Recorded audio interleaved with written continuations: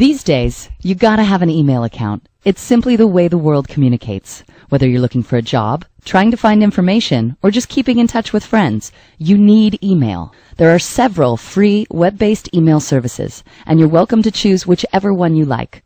We feel Gmail offers great service and will best prepare you for all your online communication. So, let's get started. Step 1. First type www.gmail.com into the URL window, or what's called the address bar, at the top of the screen.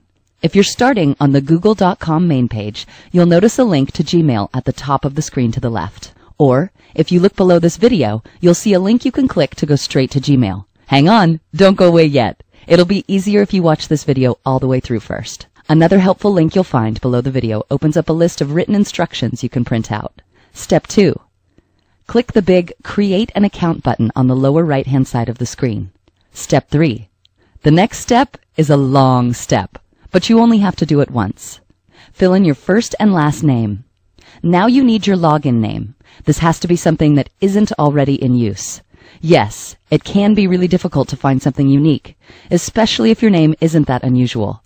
Try some combinations of your first and last names, initials, etc. Try putting a period between your first and last name, like Bob.Smith. Keep clicking Check Availability until you find a login name. Now, choose a password. Everyone will tell you to be super careful and choose something very cryptic and hard so no one can crack into your email. You do want to be careful, but don't make yourself crazy. Come up with something that you can remember that isn't obvious. For instance, password is a bad password. So is your name. Throw in a number just to make it a bit more difficult to guess. The security question is a way for Google to know it's you asking if you forget your password. You can even make up your own, like, what is your favorite pet? Then type in your answer, Alaskan Malamute. So cute. The recovery email is kind of a backup email. If you have a second email address, fill in this box.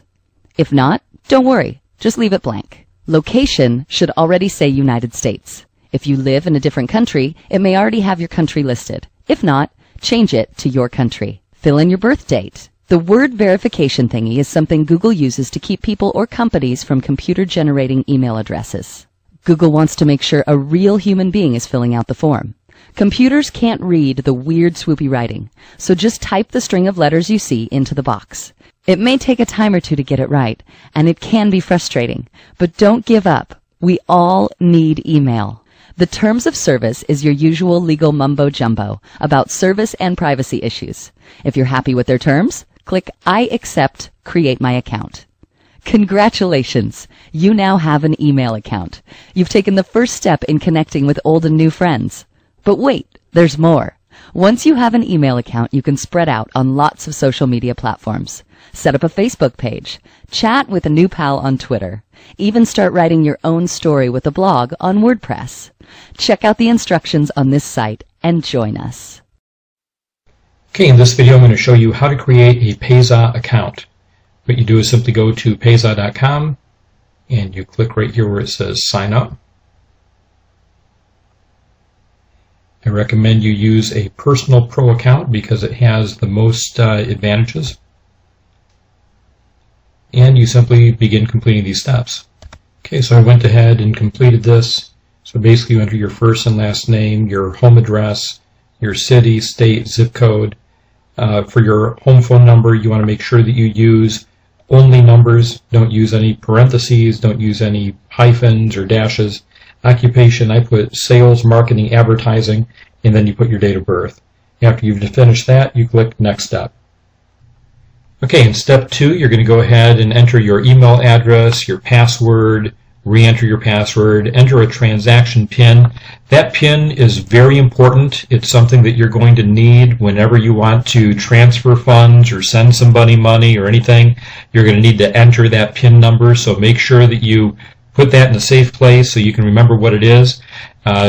Password recovery, you've got a lot of different security questions that you can choose from, so you just pick one, write your answer.